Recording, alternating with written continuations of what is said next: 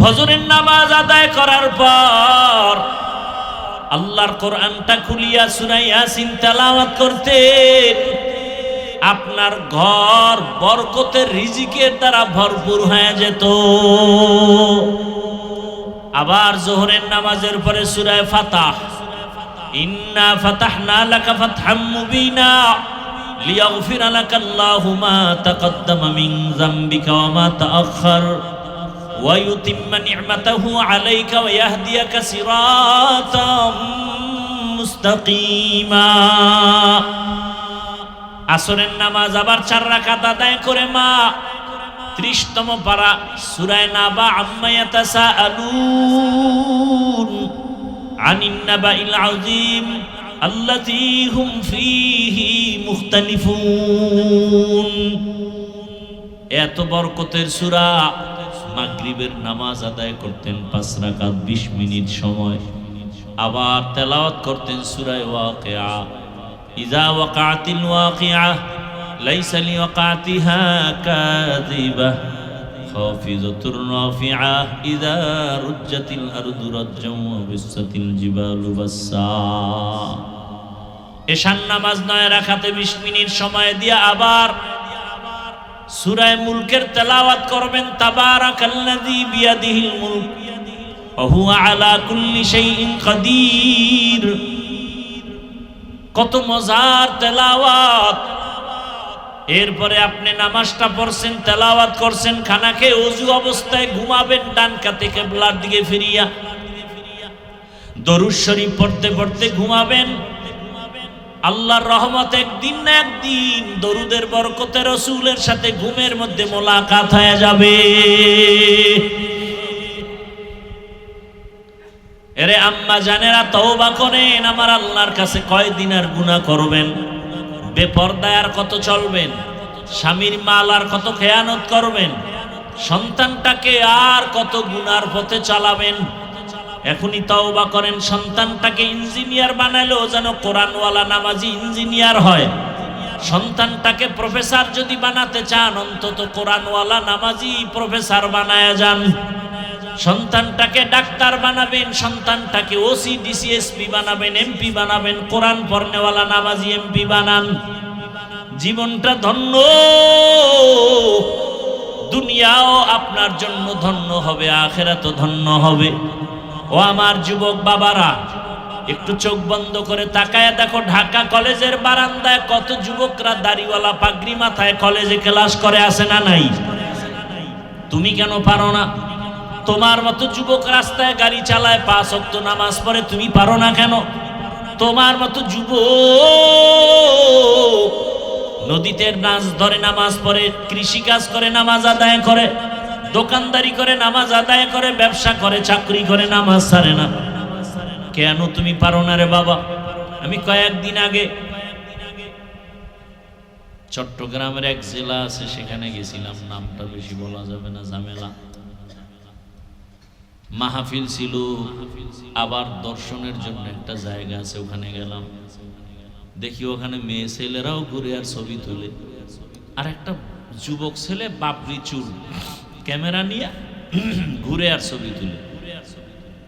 তো আমি যখন চলে আসবো মাগরিবের আগে, বয়ান রাত্রে, তো ওই ছেলেটা ঈশা সালাম দিছে, একটা তোয়ালিয়া দিয়া ওর ওই ক্যামেরাটা ঢাইকা পরে কয়, হুজুর কেমন আছেন? ভালো।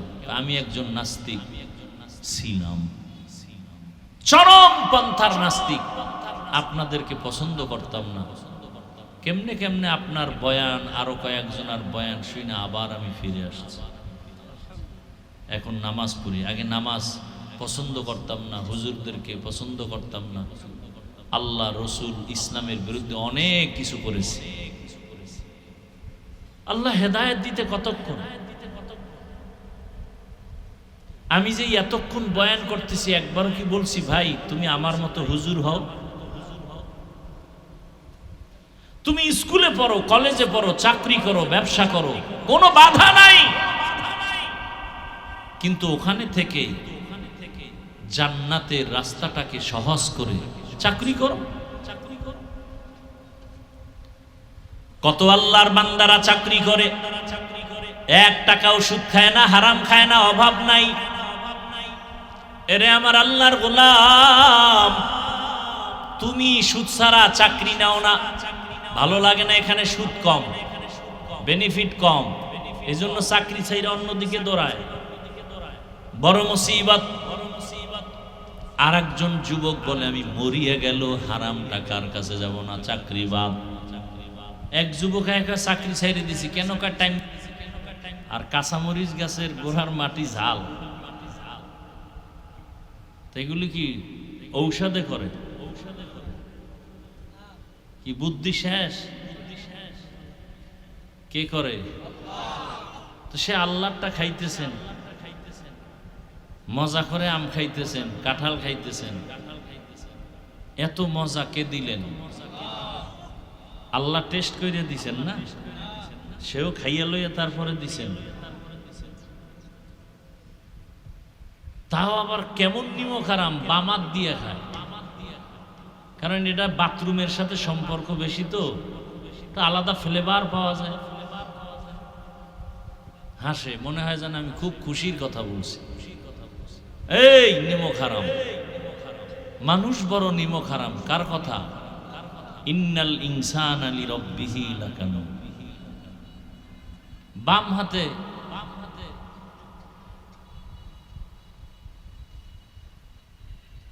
এইবার আসছে চা আর বিড়ি,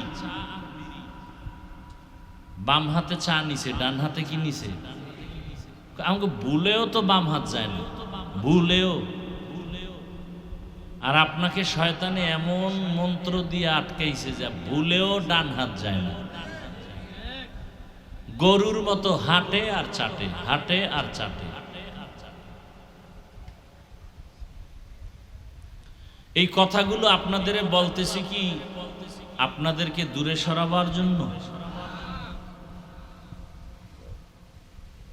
একমাত্র জান্নাতে নেওয়ার জন্য। আমিও জান্নাতে যেতে চাই, আপনাদেরকেও জান্নাতে নিতে চাই।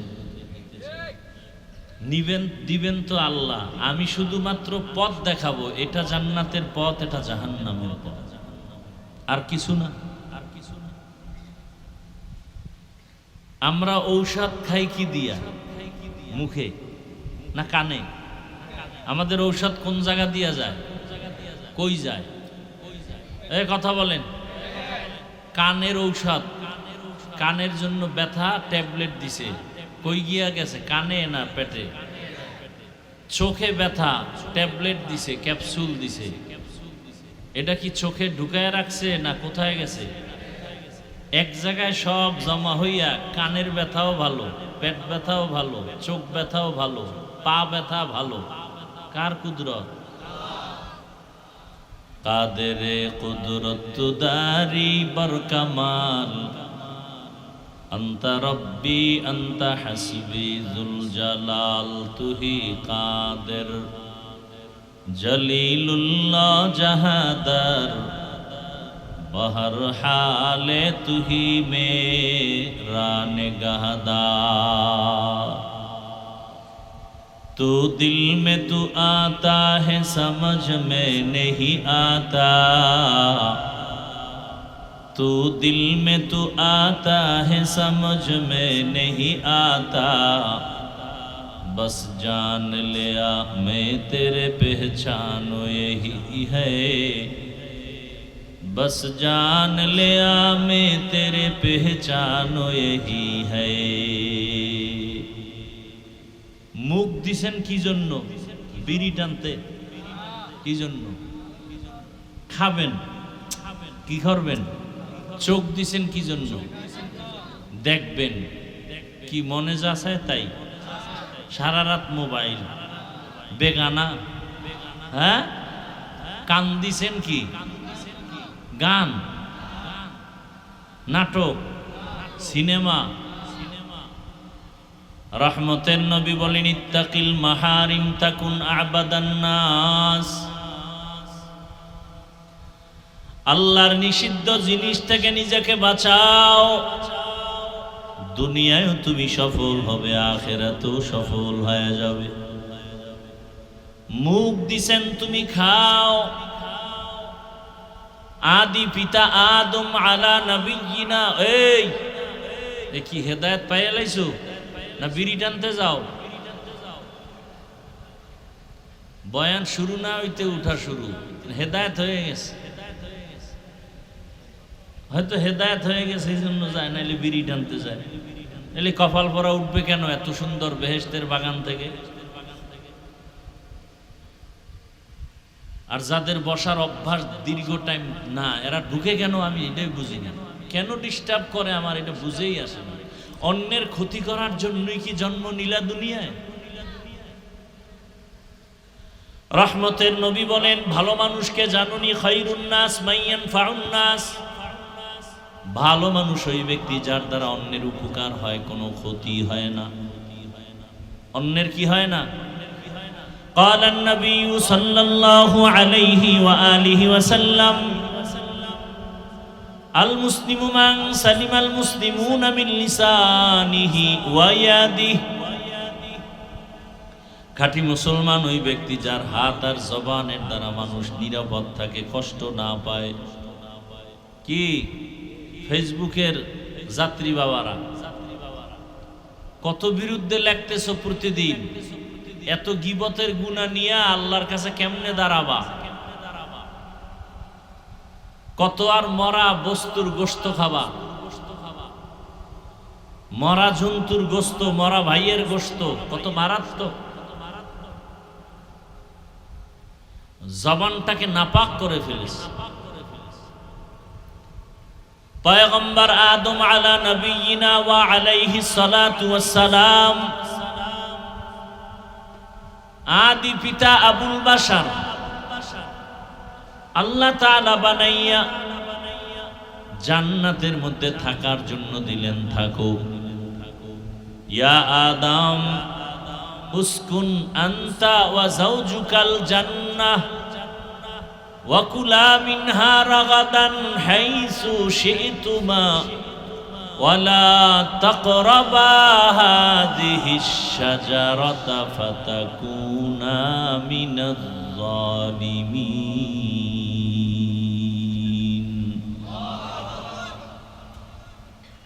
আল্লাহ তাআলা বলেন, হে আদম, তোমার স্ত্রী হাওয়াকে নিয়ে জান্নাতে থাকো, মনে যা চায় তাই খাও, কিন্তু সাবধান, নির্দিষ্ট করে বললেন ওই গাছের কাছেও যাইবা না। আল্লাহ বিধান কায়েম করেছেন, খাওয়াও দরকার, পেটে ক্ষুধা, তবে যা মনে চায় তাই খাওয়া যাবে না। আল্লাহ বিধান কায়েম করে দিলেন, সব খাও, তবে আমি আল্লাহ যেটা নিষেধ করছি তার কাছেও যাইও না। খাও মানে তুমি মদের বোতল নিয়ে মুখে নিও না, হারাম। খাও মানে তুমি নাপাক খাও না, হারাম।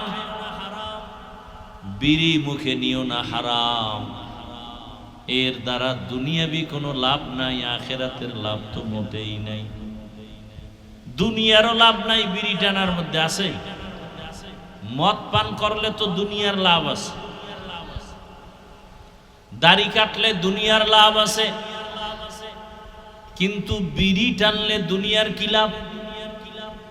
এই আল্লাহর বান্দারা, কিছু কথা শুনবেন না, অধৈর্য হয়ে যাইতেছে।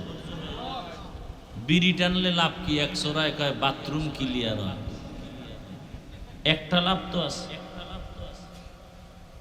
এই জন্য বাথরুমে গিয়ে শুধু বিড়ির গন্ধ, পাবলিক টয়লেট গুলো। আমি বলি, দুনিয়াতে যদি ফাও কোনো আকাম থাকে, এই বিড়ি টানা হইল ফাও একটা আকাম। যারা টানে এরা হইল পৃথিবীর নিকৃষ্ট বোকা, এদের বুদ্ধি শুদ্ধি কিচ্ছু নেই, কিচ্ছু নেই। যদি বলি ভাই বিড়ি টানো কেন, একটা জবাবও তার কাছে নাই, কইবে এমনি। বড়রা তো বাদ, ছোট ছোট পোলাপান রাস্তায় হাটে বিড়ি টানে, কি ভাব। এক হাতে ঘড়ি একটা দিয়া হাতা অর্ধেক কাঁচায় রাখছে উপরে, দেখায় ঘড়ি, আর এক হাতে কি বিড়ি, মাঝখানে মগা, কি ভাব লইয়া চলে। ওর যে কুত্তায়ও জিগায় না এর খবর নেই। আর চেহারাটা কি কালো, ঠোঁটগুলো তো একটু লাল। কি বিড়ি টান্নেওয়ালাদের দেখেন তো, জাগো বিড়ি টান্নেওয়ালা ঠোঁট কেমন লাল। ওদের ঠোঁট যেমন কালো, ওদের কলিজা আরো কালো। আচ্ছা, আপনি নামাজ পড়েন না, এজন্য আমি নামাজের বয়ান করব না। কি আপনি সুদ খাইতেছেন, আমি সুদের বয়ান করব না? কোরআনে সুদের বয়ান নাই? কোরআন কি সুদখোরের পক্ষে, ঘুষখোরের পক্ষে, জালেমের পক্ষে, চোর ডাকাতের পক্ষে, দুর্নীতিবাজের পক্ষে? তো কোরআনের বয়ান করলেই তো চোরের বিরুদ্ধে, ডাকাতের বিরুদ্ধে, জালেমের বিরুদ্ধে, দুর্নীতিবাজের বিরুদ্ধেই যাবে। এই জন্যই চোরারা নোটিশ দেয়, কোরআন হাদিসের বাইরে ওয়াজ করবেন না। মূর্খ, কাট মূর্খ। কোরআন হাদিসের ভিতরে ওয়াজ করলেই তো সুদের বিরুদ্ধে বয়ান যাবে। কোরআন খুইলেই তো সূরা বাকারা, সূরা বাকারার কিছু দূর 5, 7, 10 আয়াত গেলেই তো মুনাফিকের বয়ান। যা কথায় কাজে মিল নাই, মানুষের সাথে মিথ্যা বলে, মুনাফিক। মুনাফিকের বয়ান শুরু হয়ে গেছে কোরআন খুইলেই।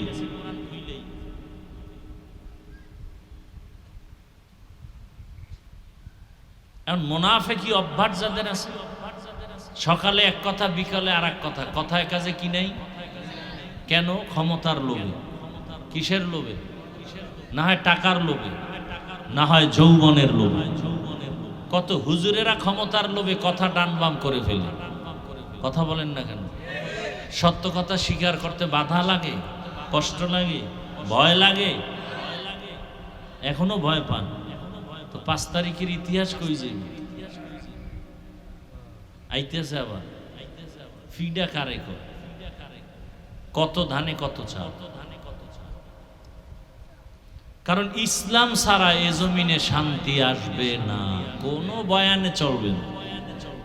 শান্তির একমাত্র ঠিকানার নাম বিএমপি আর আওয়ামী লীগ বুঝি না, জামাত বুঝি না, চরমনাই বুঝি না। ইসলাম কোরআন দিয়া দেশ যতদিন চলবে না, রসুলের আদর্শ যদি না থাকে, সেখানে গালি চলবে, জুলুম চলবে। রসুলের আদর্শে জুলুম আছে? রসুলের আদর্শে কারো উপরে হত্যা করা আছে? রসুলের আদর্শে মিথ্যা বলা জায়েজ আছে? তো কত সুন্দর রসুলের আদর্শ। দুনিয়াতে আর কোনো আদর্শ নাই যেখানে মিথ্যা বলা নিষেধ, গালি দেওয়া নিষেধ, জুলুম করা নিষেধ। কেউ পারবে না।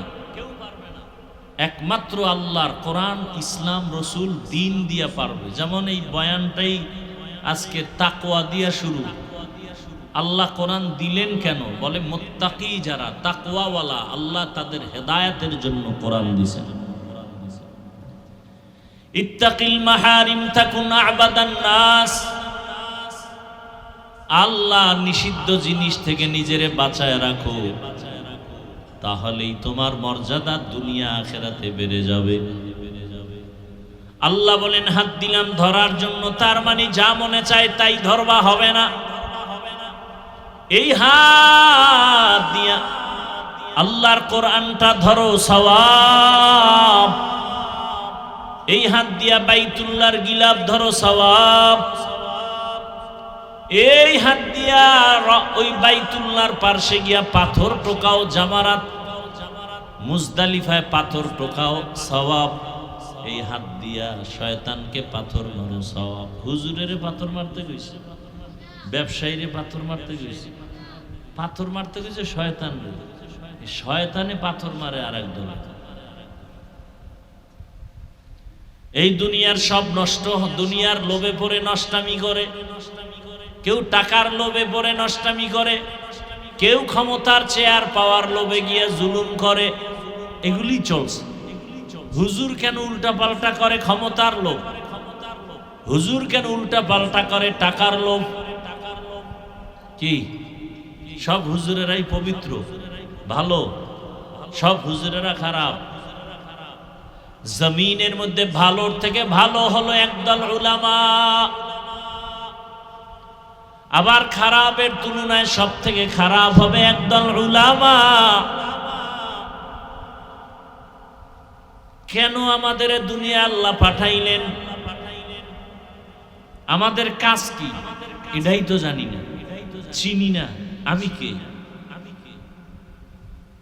আমি চিনি উল্টা ঠিকানা। ভাই আমাকে চিনোস না? আমি অমুক দলের নেতা, দায়িত্বশীল। এটা তো আসল পরিচয় না। আসল পরিচয় আমি একজন মুসলমান। আমি একজন মুসলমান। এর থেকে বড় পরিচয় আর কিছু নাই। আমি একজন মুসলমান, এটা আসল পরিচয়। নিজেকে যে চিনবে সে একদিন আল্লাহকেও চিনে ফেলবে। আমরা তো নিজেদেরই চিনি না। একজনে বলে আমারে চিনোস নি, আর একজনে কাহা চিনি না। মানে তুমি নাপাক পানির থেকে আসছো, তোমার পেটের ভেতরে ময়লা, তোমাকে চিনি না। মানি তুমি একদিন হাঁটতে পারো নাই, কথা বলতে পারো নাই, তোমাকে মশায় কামড় দিয়েছে, তুমি ফিরাইতে পারো নাই, তুমি এতটাই ছিলে দুর্বল। তোমাকে চিনি না মানি। জঙ্গল থেকে বান্দর আসছে, বান্দর চিনেননি? আইসা দেখে বিশাল মাঠের ভিতরে একটা পাল বকরি, ভেড়া, দুম্বা, সাথে একটা বাঘের বাচ্চাও আছে। বাঘের বাচ্চা ওদের সাথে সাথে চলে, অনেক বড় হয়ে গেছে, কিন্তু বাহাদুরি করে সবাই। বাঘের বাচ্চা ওদের বাহাদুরি মেনে মেনে চলে। বানরের বুদ্ধি কম না বেশি?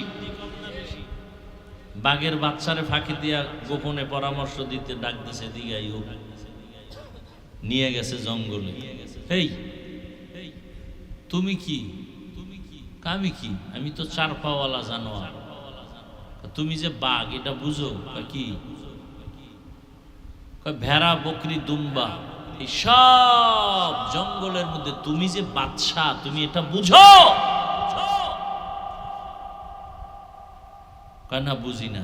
দিঘা কানে ধইরা টানতে নিয়ে গেছে পানির কাছে, কূপের কিনারে গিয়া কয় আয়না ছিল, কয় না, এদিকে দেখ।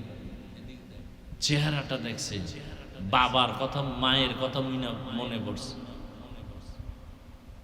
আমার মা তো এরকম ছিল। পানির মধ্যে তাকায় নিজের চেহারা যখন দেখছে, আমি তো বাদশা, আমি কেন বকরির গোলাম হয়ে থাকবো, ভেড়া দুম্বার গোলাম হয়ে থাকবো? আমি তো জঙ্গলের, আমার মা ছিল বাদশা, আমিও থাকবো বাদশা। আমার হুঙ্কারে গোটা জঙ্গল কাঁপে, পশু পাখিরাও কাঁপে। বানর কয় সেই হুঙ্কার বন্ধ রাখছো কেন? আমি তো নিজের এখনো চিনতে পারি নাই। পানির মধ্যে তাকাইয়া যখন চিনতে পারলাম, এবার তোর আসল আওয়াজটা দিয়ে একটা হুঙ্কার দে। যখন হুঙ্কার দিছে পুরো জঙ্গল কেঁপে উঠছে, বকরিরাও দৌড়। কি হইল বুঝলাম না। এইবার কয় এতদিন আমি নিজেরে নিজে চিনতে পারি নাই, এখন চিনছি আমি বাদশাহ। আমার বাদশাহী হালাতের চিৎকার দিয়েছি, কথা বেশি বলবা না, অবস্থা খারাপ হয়ে যাবে। আল্লাহ কয় মানুষ তোরা আশরাফুল মখলুকাত, জিনেরাও দামি না, তোরাই তো জমিনের বাদশাহ। মানুষ তোমরাই হবে আখিরাতে বাদশাহ। সেই মানুষ কেন ইহুদির গোলামি করো, বেঈমানের গোলামি করো, সুদখোরের গোলামি করো, ঘুষখোরের গোলামি করো? ওই ঘুষখোর তো তোমার চেয়ে বড় চোর। কি গরিব, তুমি তো বেতন নিয়ে কাজ করে খাও, আর টাকাওয়ালা সুদখোর ঘুষখোরেরা তো ওরা কামাই করে না, কাজ করে না, ওরা তো জুলুম করে গরিবের উপরে, সুদে টাকা লাগায়, গরিবের থেকে টাকা মেরে নেয়। কত গরিব কিস্তি দিতে পারে না, মরিয়া যাইয়াও কবরের সামনে, কবরে যেতে পারে না। ব্যাংকের এনজিওর সদস্যরা দায়িত্বশীল এসে কয় এতটা কিস্তি বাকি, সব আদায় করো, তারপরে কবর হবে। কি শুনতেছি আমগো ইউনুস সাহেব নাকি যে কয়দিন ছিল এনজিওরা 50 বছর আগায় গেছে, যারা একেবারে কথা বলতে পারত না। আপনারা জানেন না খ্রিস্টান মিশনারি চট্টগ্রাম পার্বত্য অঞ্চলগুলোতে কি পরিমাণ মুসলমানকে টাকার লোভ দেখায় খ্রিস্টান বানাচ্ছে, ছেলেকে খ্রিস্টান বানায় দিছে। উত্তরবঙ্গে যান, ওখানে ওরা স্কুল করে টাকা দিয়া, চাল দিয়া, বই দিয়া, সব দিয়া ওদের ধর্মে নিয়ে আসছে আমাদের মুসলমানদের, গরিব যারা ওদের স্কুলে পড়াচ্ছে। একজনে বলল ওদের রানের চিপার মধ্যে ওদের ক্রুশ, যেই যে কি এগুলি আমি তো বুঝিও না, চিহ্ন দিয়া দেয়। তার মানে তুমি টুপি পরলে কি হবে, তোমার গোশতের ভেতরে শরীরে ক্রুশের চিহ্ন লাগানো, তুমি সেজদা দিলে কি হবে, কবুল হবে না আল্লাহর কাছে একটা সেজদাও। আর আমরা এখানে আরামে খাই আর ঘুমাই, নামাজ না পড়াও কই দিল পরিষ্কার, ঈমান তাজা। বড় কঠিন হালাত আমাদের।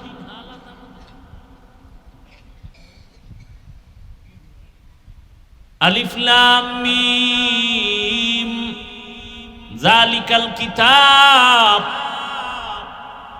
আল্লাহর কোরআন এমন একটা কিতাব, লা রাইবা ফিহি, যার মধ্যে কোনো সন্দেহ নাই।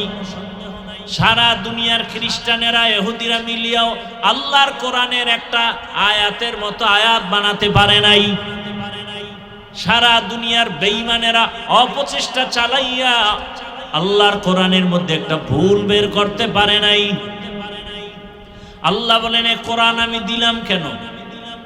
আল্লাহ বলেন আমি মুত্তাকি যারা আল্লাহকে ভয় করে তাদের হেদায়াতের জন্য। মুত্তাকি কাকে বলে?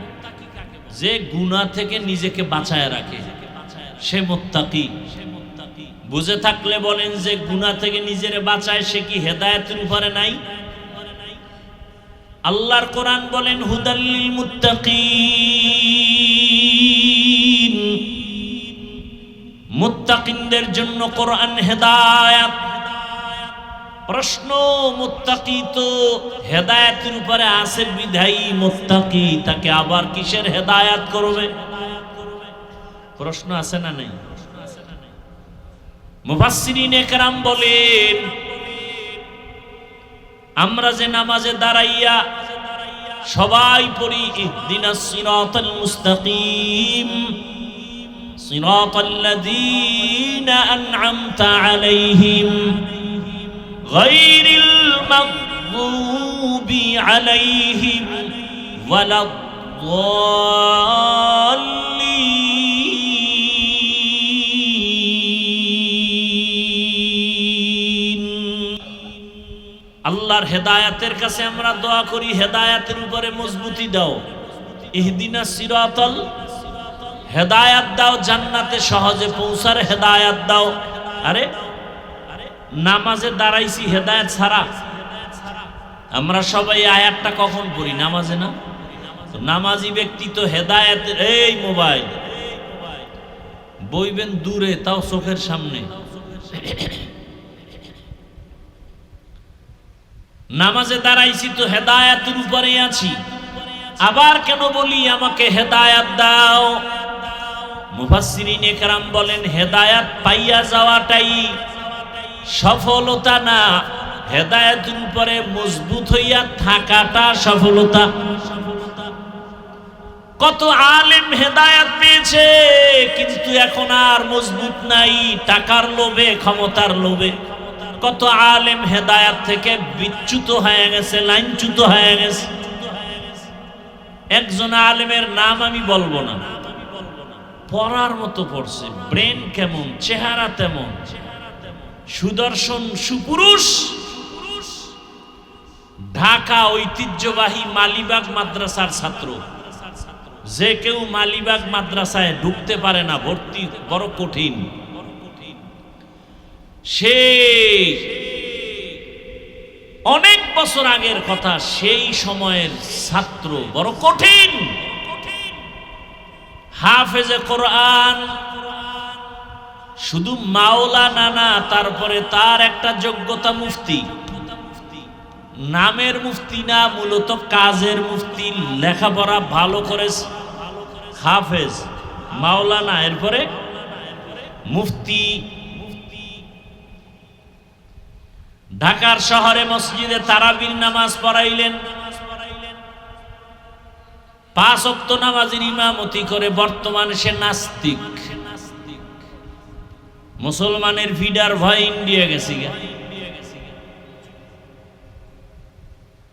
এখন সে প্রশ্ন উঠায় বারবার, কোরআনের আয়াত কয় সুন্দর করে, হাদিস কয় সুন্দর করে, মুফতি তো বিশুদ্ধ তেলাওয়াত, এত নাম্বার আয়াত এত নাম্বার হাদিসের মধ্যে এই ভুল, আল্লাহর এই অন্যায়, নবীজি এই অন্যায় করছে। তাসলিমের লাগে তাল মিলাইয়া লাইভে এগুলি পর্ব আকারে চলতেছে। আপনি নাউজুবিল্লাহ কইলে লাভ হইবে কি? বাংলাদেশের নাস্তিক আছে না নাই? আপনি নাউজুবিল্লাহ হইল কি? মিয়া, হিন্দুরা পূজা করতে পারে না আপনাদের বীরের কারণে। আপনারা কত বড় নিম্নে নেমে গেছেন। ওখানে গিয়া সন্তেষ খাইতেই হবে, নাইলে জিব্বা ঠান্ডা হবে না। কই হিন্দুরা তো আমাকে ঈদগায় এসে ডিস্টার্ব করে না, কি আসছে মাহফিলে এসে ডিস্টার্ব করে? তো আপনাদের লজ্জা এত কম কেন? আবার গিয়া স্লোগান দেয় ধর্ম যার যার। এ কেমনে বানাইছে তাও তো বড় কঠিন কথা। বানাইলো কেমনে? না স্বপ্নে কেউ জানায় দিছে? আজকে থেকে সেই তাদেরকে বলো বিবাহ যার যার বউ সবার, ঠিক হইলে ছাইরে দাও সব রাস্তায়। আর দিছেও তো নাইট ক্লাব, কি ডে ক্লাব না নাইট ক্লাব? নাইট ক্লাবে কি হয়? যুবকরা বউ রদ বদল হয়, বউ ফ্রি মাইন্ড। কেউ কিছু বললে বলবে ডোন্ট মাইন্ড। এ কথা বলার কোন ইমাম সাহেব বলুক না এই কথা আগামী জুমায়। সূর্য ডুবার পরে শুনবে গাইবি আওয়াজ, কি খবর? বলবে 1 মাসের ছুটি। কি কারণ? বলবে শিয়ালের হাতে মুরগি আমানত। শিয়ালের হাতে মুরগি দিলে যা হয়, সুদখোর ঘুষখোরের হাতে মাদ্রাসার চাবি, মসজিদের চাবি দিলে তাই হয়। দিছে কে? জিব্রাইল। এই সব এখানে বয়ে রয়েছে। ভোটের আগের রাইতে জনমের মতো খাইয়া টিপটা দিয়ে দিছে, যা তোরা মদ খা, লাইসেন্স দে। এই আঙ্গুল কাটা যাবে, কাটা যাবে। আঙ্গুলের দাম নাই। সারা দুনিয়াতে মানুষ, এত কোটি মানুষ, কারো আঙ্গুলের টিপের সাথে কারো মিল। তাহলে এটার কত দাম? আমার এই একটা টিপের দাম আছে না নাই? তাহলে সেই টিপটা তুমি যেখানে মনে চায় সেখানে দাও। কয় টাকার লোভে? 500 টাকা না? একটা মুরগি কিনতে লাগে 1000, একটা খাসি কিনতে 20,000। আর আশরাফুল মখলুক ভোটের আগের রাত্রে বিক্রি হয় 500 টাকা। এটা ছাগলের চেয়েও খারাপ, এটা পশুর চেয়েও খারাপ।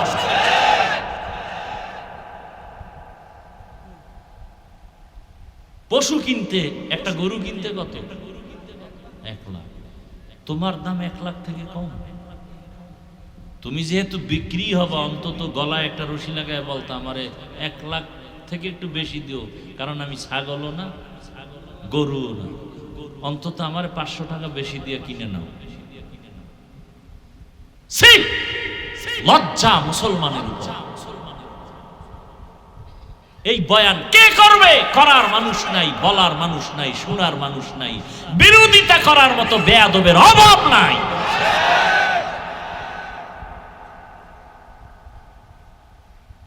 বলবে বক্তাবাদ, মোবাইল বাদ দেওয়া যাবে না। বক্তাবাদ, এদেশে বক্তার অভাব। নতুন নতুন বক্তা, নতুন নতুন বক্তা। দেরাতের বক্তা 2 হাত নাই, চমক। দেড় হাতের বক্তা 2 হাত চমক। হায় হায় হায়, ইত্তাকিল মাহারিম তাকুন আবাদান নাস। রাগ করেননি? কি মনে করেন আপনারা রাগ করলে আমি ভয়ে দৌড় দেব? হ্যাঁ,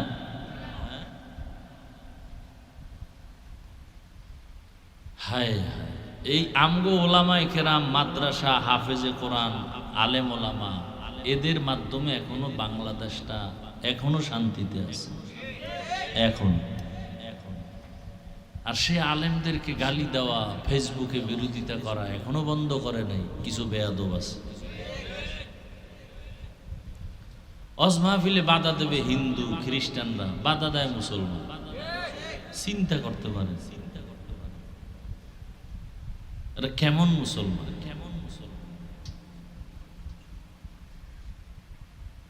আল্লাহ কোরআন দিলেন হেদায়াতের জন্য।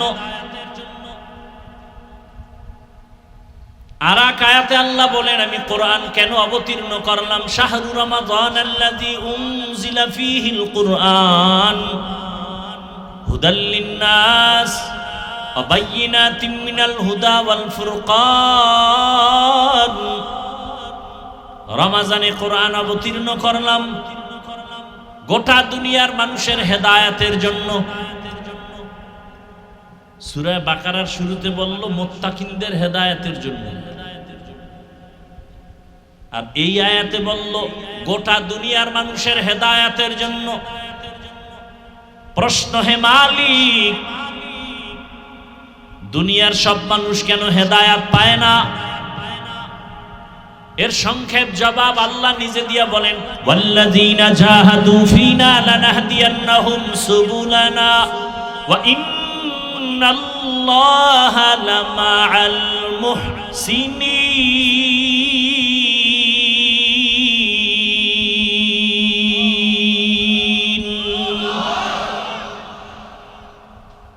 আল্লাহ তাআলা বলেন, যারা চেষ্টা করে হেদায়েতের আমাকে পাওয়ার জন্য, আমি তাদের জন্য হেদায়েতের পথ খুলে দেই। কোরআন দিলাম সারা দুনিয়ার মানুষের হেদায়েতের জন্য। কেন মানুষ হেদায়েত পায় না? জবাব হলো, এই মানুষ হেদায়েত চায় না। দেখেন, আমরা নামাজ পড়ি, রোজা রাখি, এরপর আপনাদের কাছে মাপ চাই, কষ্ট পাইলে মাফ করে দিয়েন। কতটা ভয়! এটা ভয় না যে যদি কষ্ট পান আল্লাহ তো বেজার হয়ে যান। তাহলে আমি নামাজ, রোজা, টুপি, দাড়ি সব ঠিক রেখা এরপর আপনাদের কাছে মাপ চাই, নামাজ পড়াও আল্লাহর কাছে মাপ চাই, আর আপনি নামাজ পড়েনই না, তাহলে আপনার উপায় কি?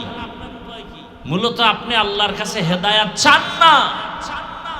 চাইলে তো নামাজ পড়তেন। আল্লাহ বলেন, যে হেদায়েত চায় না আমি তাকে হেদায়েত দেই না। من يهد الله فهو المهتد ومن يضلل فلن تجد له وليا مرشدا। আল্লাহ যাকে চান হেদায়েত দিবেন, যাকে চান না তাকে হেদায়েত।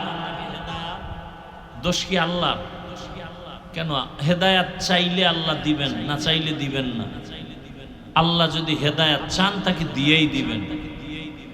ওমর রওনা দিছে নবীকে জবাই করতে গিয়ে হেদায়েত, আর আবু জাহিল্লা 13 বছর নবীর বয়ান শুনে এক জায়গায় খাইয়া লইয়া হাতের মুষ্টির মধ্যে পাথর নিয়ে কয়, এই আব্দুল্লাহর সন্তান পারলে বলো আমার হাতের মুষ্টিতে কি আছে? হাতের মুঠায় কি আছে?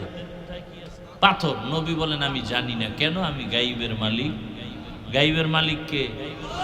কুল লা ইয়ালামু মান ফিস সামাওয়াতি ওয়াল আরদিল গায়বা ইল্লাল্লাহ।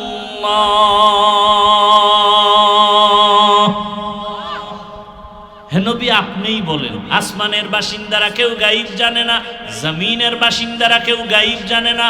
কে জানেন?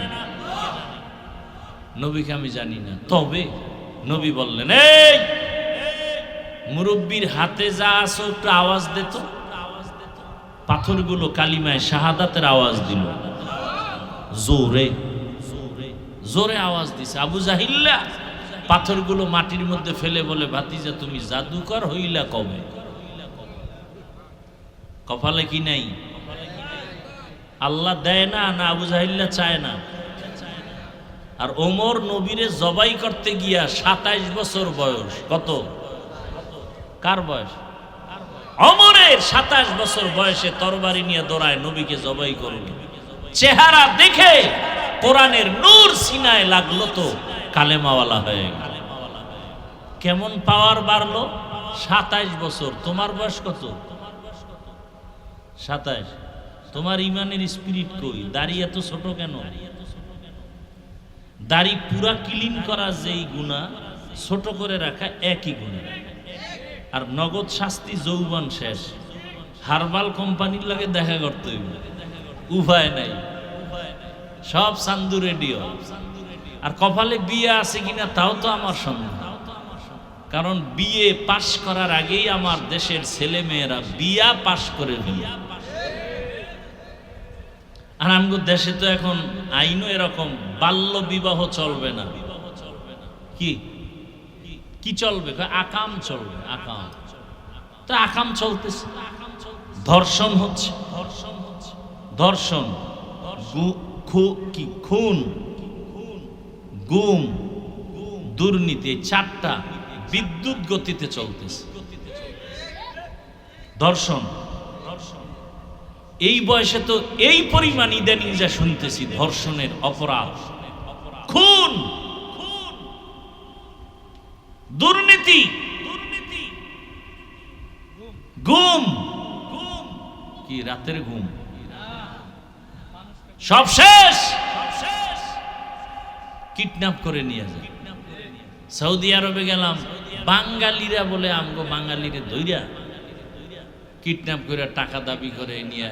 সৌদি আরবের অবস্থা এমন যে বাঙালি সব উদাও করে। আমগো দোষে আমরা ধরা খেয়ে গেছি বিভিন্ন দেশে। আমি প্রবাসীদের থেকে শুনছি, ওরা কান্না করে বলেছে যে বাঙালিরা বিদেশিদের কারণে কষ্টে নাই, আমার দেশি ভাইদের কারণে আমরা কষ্টে আছি। আফসুস, আল্লাহ আমার প্রবাসী ভাই বোন মা বাবা যারা আছেন সবাইকে ইজ্জতের সাথে হেফাজত করে। শুধু হেফাজত না, ইজ্জতের সাথে। হ্যাঁ, ইজ্জত বড় জিনিস, টাকা পয়সা বড় কিছু না, ইজ্জত বড় জিনিস। আজকে যুবক, তোমার কারণে কত মা বাবা সমাজে মুখ দেখাইতে পারে না। তুমি কেমন অভিশপ্ত সন্তান।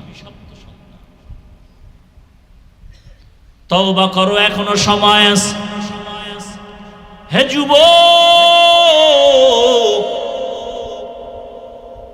তোমার মতো যুবক কি 5 ওয়াক্ত নামাজি দাড়িওয়ালা স্কুলে পড়ে, কলেজে পড়ে নাই? তুমি পারো না কেন? আমার মতো হুজুর হওয়ার দরকার নাই।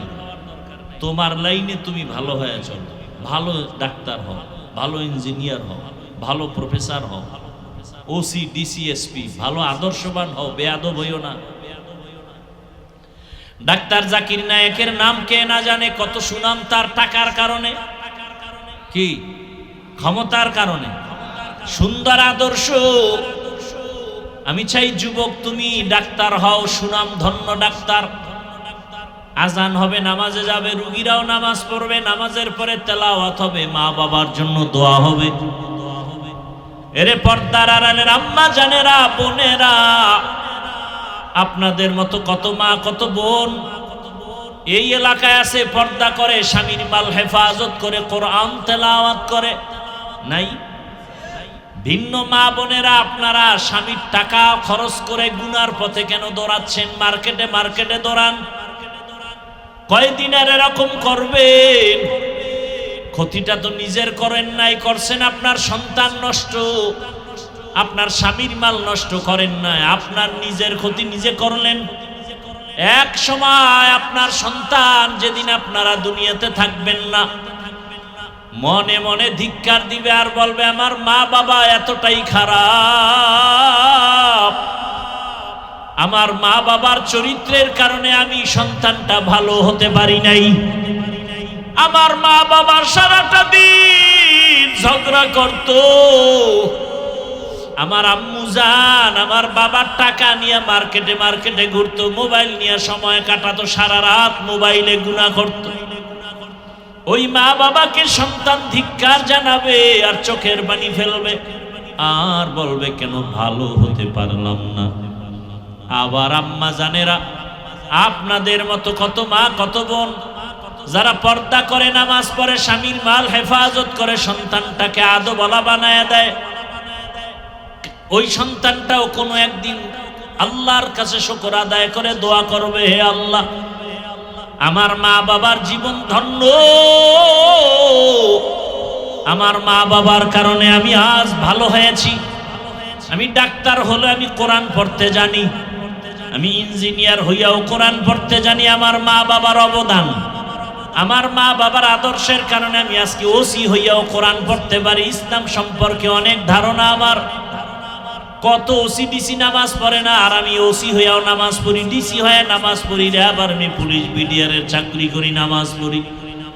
আমার মা বাবাকে দেখতাম কখনো দুইজনে ঝগড়া করে নাই, আমার বাবা কখনো মাকে ধমক দিয়া কষ্ট দিয়া কথা বলে নাই।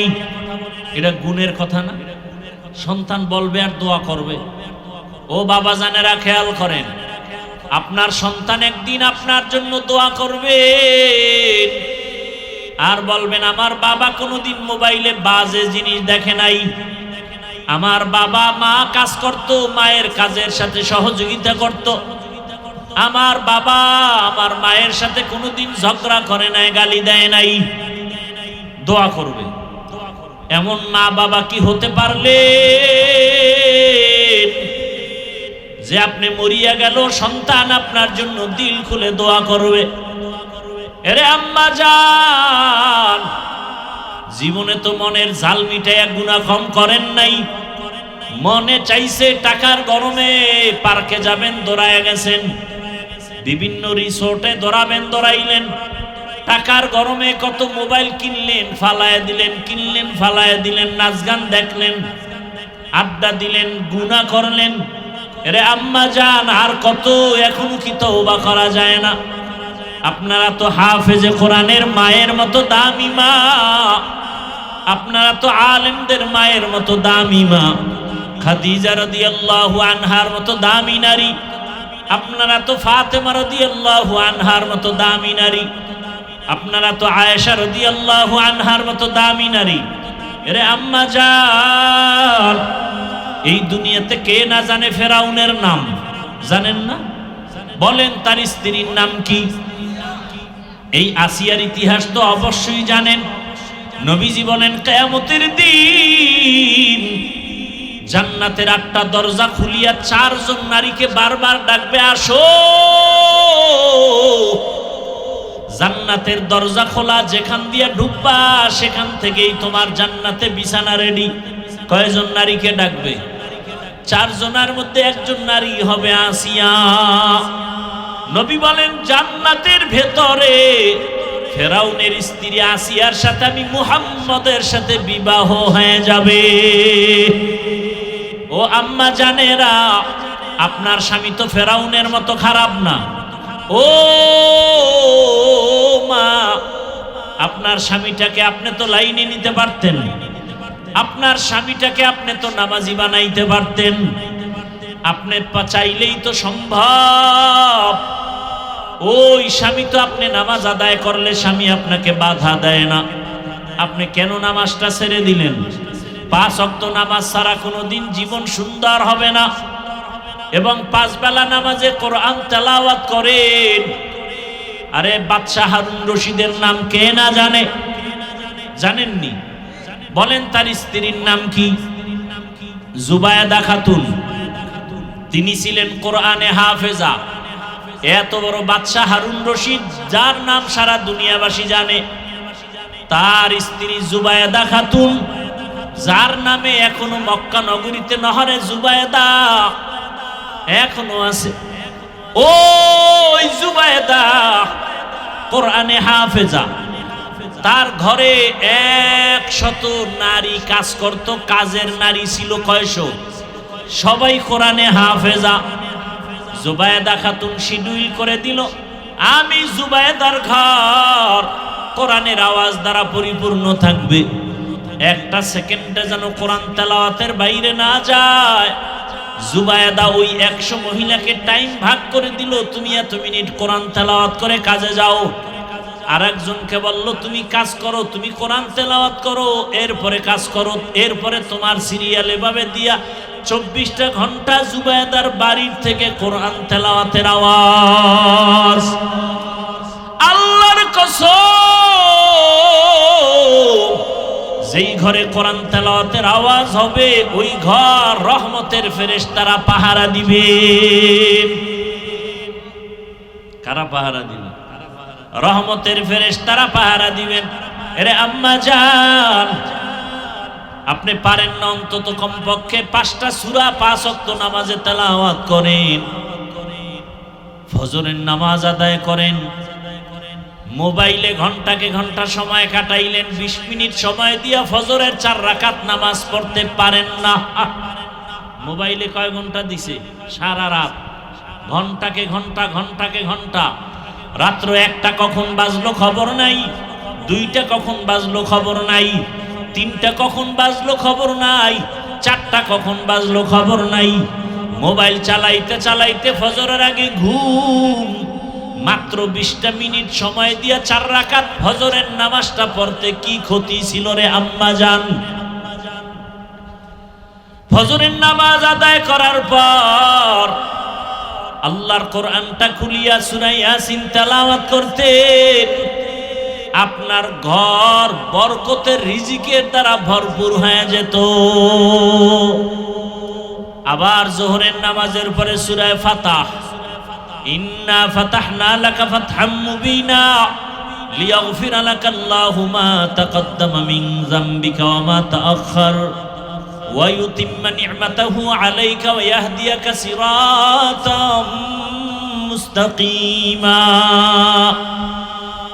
আসরের নামাজ আবার 4 রাকাত আদায় করে মা 30তম পারা সূরা নাবা আম্মা ইয়াতাসাআলুন আনিন নাবাইল আযীম আল্লাযী হুম ফীহি মুখতালিফুন। এত বরকতের সূরা। মাগরিবের নামাজ আদায় করতেন 5 রাকাত 20 মিনিট সময়। আবার তেলাওয়াত করতেন সূরা ওয়াকিয়া, ইযা ওয়াকাতিল ওয়াকিয়া লাইসা লিওয়াকাতিহা কাযিবা খাফিজাতুর রাফিআ ইযা রুজ্জাতিল আরদু রাজ্জাম ওয়া বিসাতিল জিবালু বাসসা।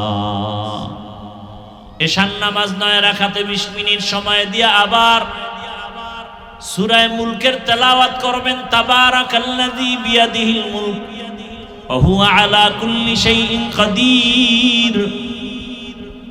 কত মজার তেলাওয়াত। এরপরে আপনি নামাজটা পড়ছেন, তেলাওয়াত করছেন, খানা খেয়ে ওযু অবস্থায় ঘুমাবেন ডান কাতে কিবলার দিকে ফিরিয়া। দরুদ শরীফ পড়তে পড়তে ঘুমাবেন। আল্লাহর রহমত একদিন না একদিন দরুদের বরকতে রাসূলের সাথে ঘুমের মধ্যে মোলাকাত হয়ে যাবে।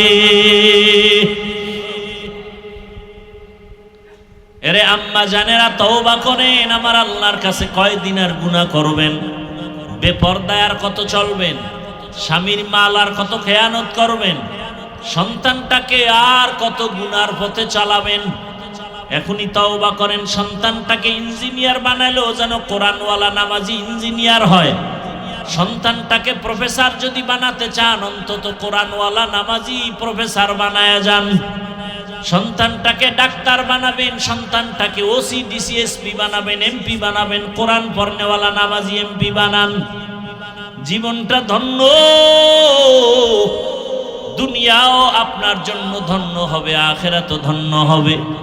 ও আমার যুবক বাবারা, একটু চোখ বন্ধ করে তাকায় দেখো, ঢাকা কলেজের বারান্দায় কত যুবকরা দাড়িওয়ালা পাগড়ি মাথায় কলেজে ক্লাস করে, আসে না নাই? তুমি কেন পারো না? তোমার মতো যুবক রাস্তায় গাড়ি চালায়, 5 ওয়াক্ত নামাজ পড়ে, তুমি পারো না কেন? তোমার মতো যুবক নদীতে মাছ ধরে নামাজ পড়ে, কৃষি কাজ করে নামাজ আদায় করে, দোকানদারি করে নামাজ আদায় করে, ব্যবসা করে, চাকরি করে, নামাজ ছাড়ে না। কেন তুমি পারো না রে বাবা? আমি কয়েকদিন আগে চট্টগ্রামের এক জেলা আছে, সেখানে গেছিলাম, নামটা বেশি বলা যাবে না, ঝামেলা। মাহফিল ছিল, আবার দর্শনের জন্য একটা জায়গা আছে, ওখানে গেলাম। দেখি ওখানে মেয়ে ছেলেরাও ঘুরে আর ছবি তুলে, আর একটা যুবক ছেলে বাবরি চুল, ক্যামেরা নিয়ে ঘুরে আর ছবি তুলে। তো আমি যখন চলে আসবো মাগরিবের আগে, বয়ান রাত্রে, তো ওই ছেলেটা ইসা সালাম দিছে, একটা তোয়ালিয়া দিয়া ওর ওই ক্যামেরাটা ঢাইকা, পরে কয়, হুজুর কেমন আছেন? ভালো। আমি একজন নাস্তিক ছিলাম, চরম পন্থার নাস্তিক, আপনাদেরকে পছন্দ করতাম না। কেমনে কেমনে আপনার বয়ান, আরো কয়েকজনের বয়ান শুনে আবার আমি ফিরে আসছি, এখন নামাজ পড়ি। আগে নামাজ পছন্দ করতাম না, হুজুরদেরকে পছন্দ করতাম না, আল্লাহ রসুল ইসলামের বিরুদ্ধে অনেক কিছু করেছি। আল্লাহ হেদায়েত দিতে কতক্ষণ? আমি যে এতক্ষণ বয়ান করতেছি, একবারও কি বলছি ভাই তুমি আমার মতো হুজুর হও? তুমি স্কুলে পড়ো, কলেজে পড়ো, চাকরি করো, ব্যবসা করো, কোনো বাধা নাই, কিন্তু ওখানে থেকে জান্নাতের রাস্তাটাকে সহজ করে চাকরি করো। কত আল্লাহর বান্দারা চাকরি করে, 1 টাকাও সুদ খায় না, হারাম খায় না, অভাব নাই। এরে আমার আল্লাহর গোলাম, তুমি সুদ ছাড়া চাকরি নাও না, ভালো লাগে না, এখানে সুদ কম, বেনিফিট কম, এজন্য চাকরি ছাইরা অন্যদিকে দৌড়ায়, বড় মুসিবত। আর একজন যুবক বলে, আমি মরিয়ে গেল হারাম টাকার কাছে যাব না, চাকরি বাদ।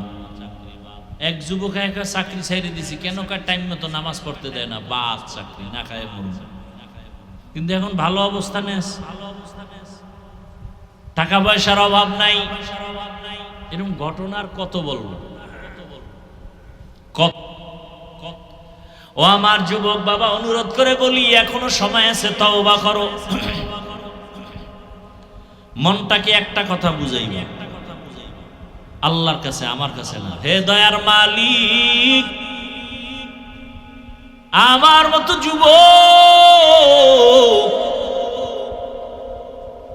স্কুলে পড়ে, কলেজে পড়ে, চাকরি করে, ব্যবসা করে, 5 ওয়াক্ত নামাজ যদি পড়ে, আমি কেন পারি না রে মাওলা?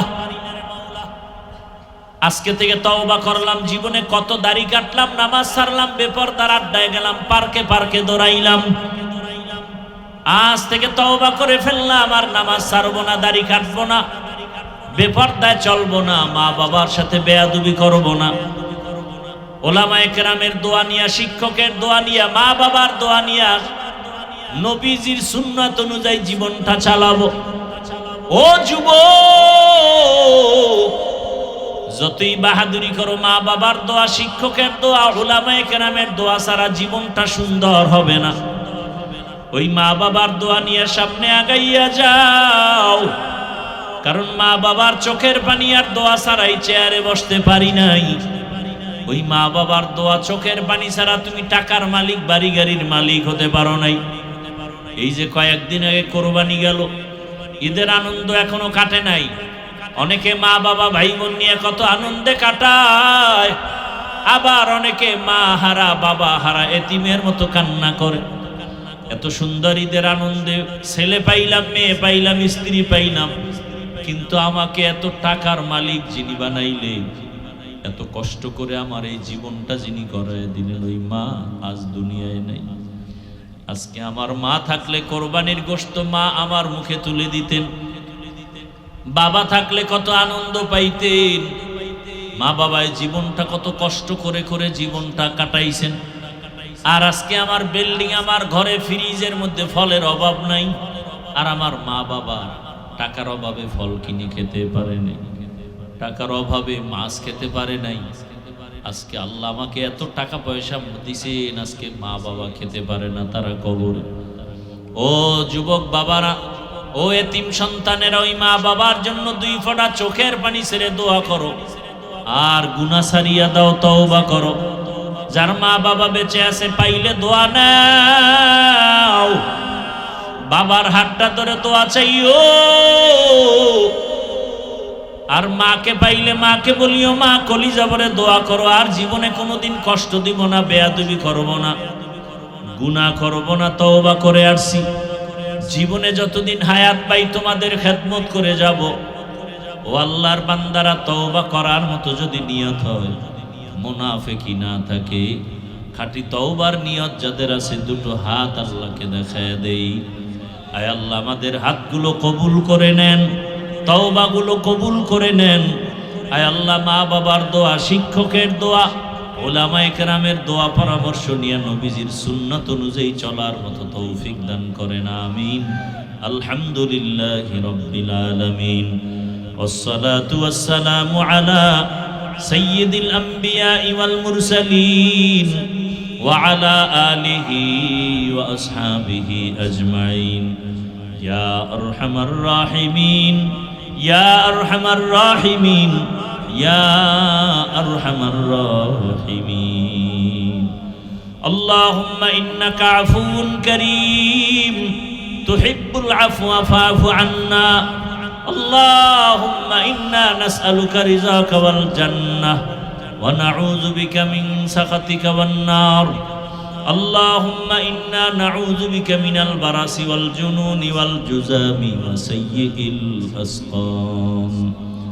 اللهم إنا نسألك بأن لك الحمد لا إله إلا أنت المنان يا بديع السماوات والأرض يا ذا الجلال والإكرام